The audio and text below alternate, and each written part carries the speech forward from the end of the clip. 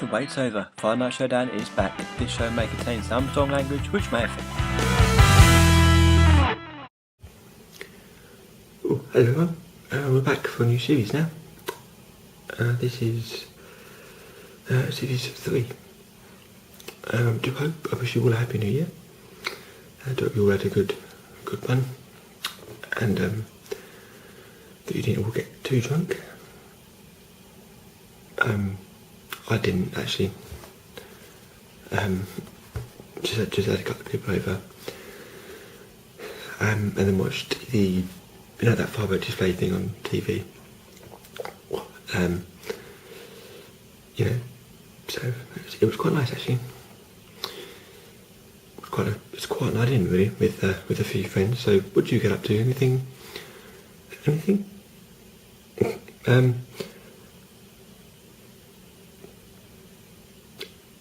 I just wanted to sort of come through a couple of things actually. It's not just me. Oh, the postman's arrived. It's not just obviously me that has to get public transport. There are other people as well, and I'm sure, like me, it's really you find it really frustrating.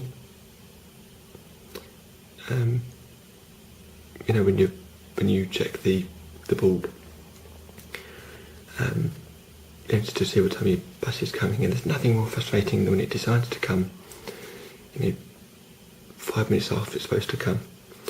And in my opinion, I'm thinking, where's the point of having a timetable if the buses don't stick to it? But now it's quite good, because now they have on the TfL website, they now actually have a website bus checker. So you now type in your bus and it tells you what time your bus is coming. But then actually, I'm not quite sure actually if it actually tells you, if it just says the bus is due. Obviously, if you check it at the time, it says the bus is due.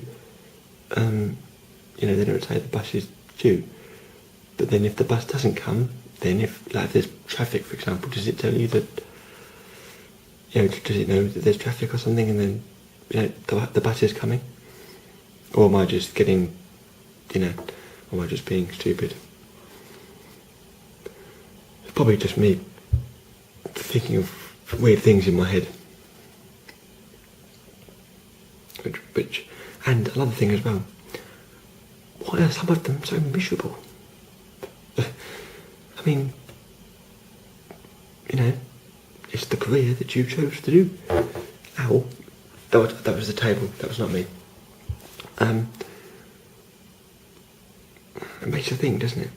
I mean, I don't get it, really. And as well, sometimes they go so slow. It's like they're supposed to pick up at a speed, but have they been told, bus drivers been told to go a little bit slower recently?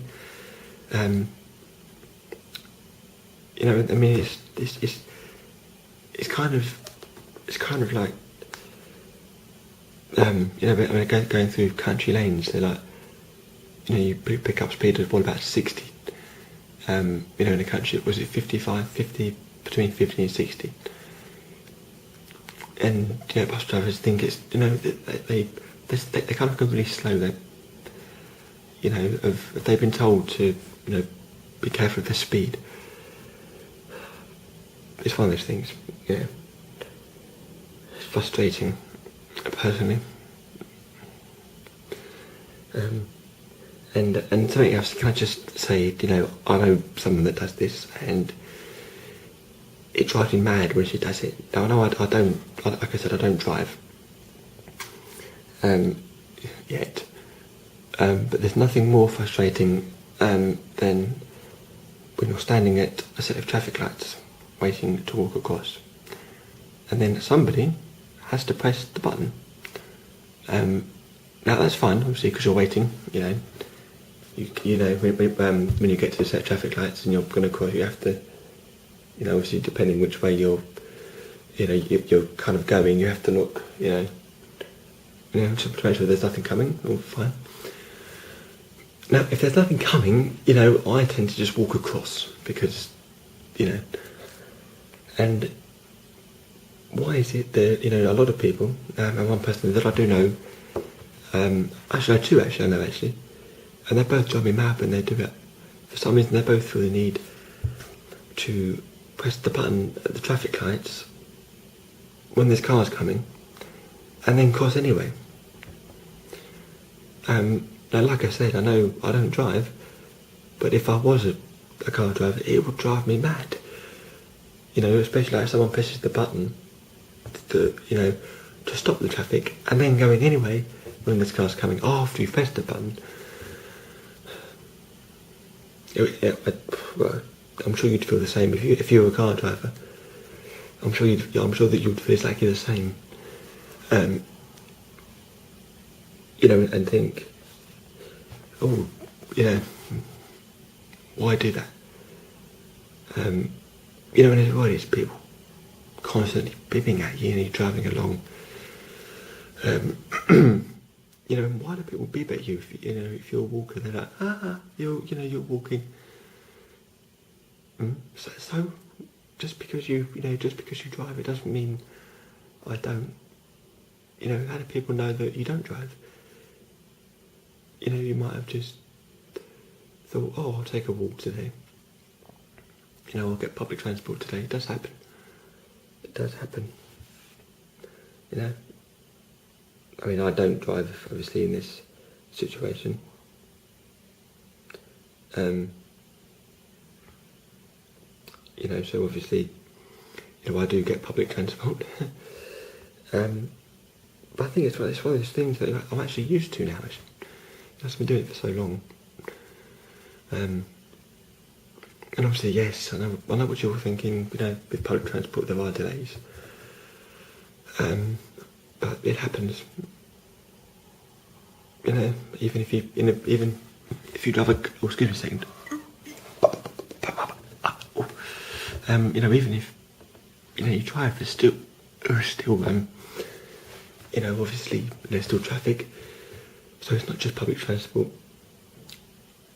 And actually, one other thing. I was actually having a discussion with a couple of people who do drive.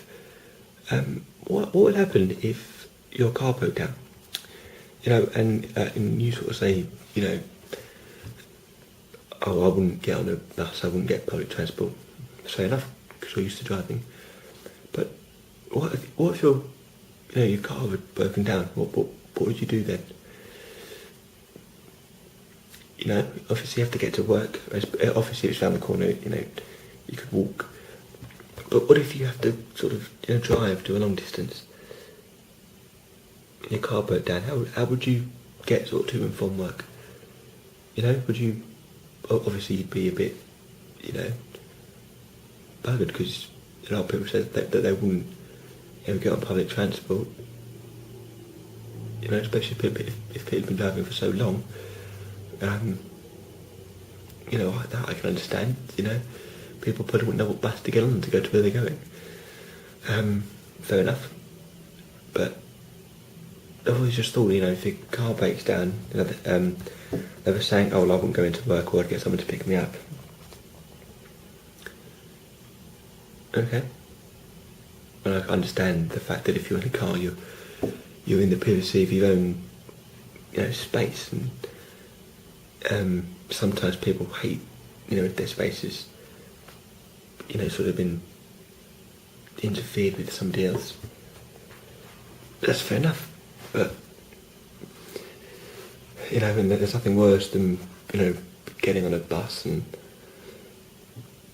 and can I just say one thing as well, because I think it's the most annoying thing in the world, is when you get on a bus or a train. It's like if I get a train, I only sort of, to get to work, I only sort of go a couple of stops, but there's nothing more frustrating than you think to yourself, oh, sit down for 10 minutes, and there's nothing worse than fucking someone you don't know, that they've got the whole train or the whole bus But no, they have to sit next to you. Why? At the whole bus and the whole train, you've got to sit right next to me. Now obviously I'm not going to turn around to them and say, excuse me, so you have the whole train, why are you sitting here? You know, because I'm not going to make a big deal out of it. But I do think to myself, you know, you've got the whole train and you're sitting right next to me.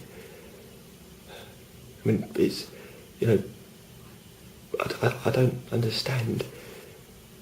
You know, and also, and then you get, you know, after a hard day's work, the last thing you want to do is get on a crowded bus or a crowded train, but it does happen. And, you know, I understand also as well that, you know, parents have kids, but please control your kids. You know, because I hate screaming kids. And I don't understand, you know, parents just don't get on with it. You know, there are, you know, probably, I don't know, what, another 1,000 people on the, well, that's that's actually a little bit of an exaggeration, but, you know, there are probably, you know, 100 other people on this train, and your child is screaming the place down. I mean, you don't need it. You know, sometimes you'd want to get on a train and, you know, after you've had a hard day's work, you just sit down and relax. And then next to you get a screaming child. And the parents don't do anything, do they? So just leave them, you know, they'll calm down. It's like, well, obviously your child is screaming, so your child is not going to calm down. I mean, obviously my kids will be well behaved. No. Maybe they'll speak really posh like me, you know. Well, they will actually, because, you know, my kids are they're going to be, don't take this the wrong way, anybody, please, but this show will contain some strong language which may offend, as you were told at the beginning. But, you know, I don't, you know, my kids are going to, you know, they're going to be, you know, well behaved. And how can I say this without offending people? They're going to be brought up properly, obviously, you know, and not. Oh God, I'm in a bit of a difficult situation now, actually. Shit. You know, obviously, I'm not saying that people don't bring the children up properly. You know, let's kid up and up, but you know what I mean. I hope. Yeah, well, actually, we'll say on that one, but no, you know,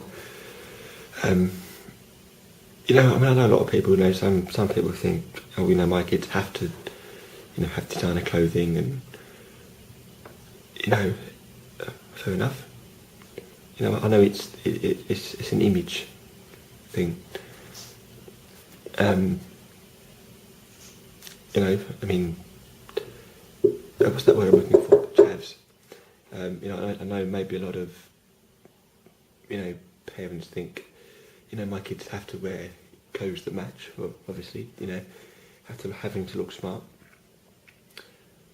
But it does make me laugh, really, because when you sort of go around and you sort of see, like, you know, newborns in, you know, in designer clothing. Okay. You know, my kids will have designer clothing as well.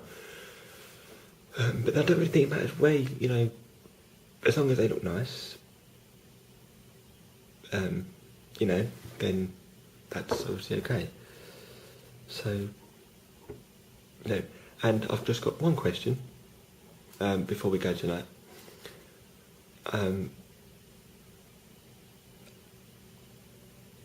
Why do people, and I've actually seen this a couple of times, why is it that people try, now we know when you go to a shopping centre, there are escalators. Now I've never managed to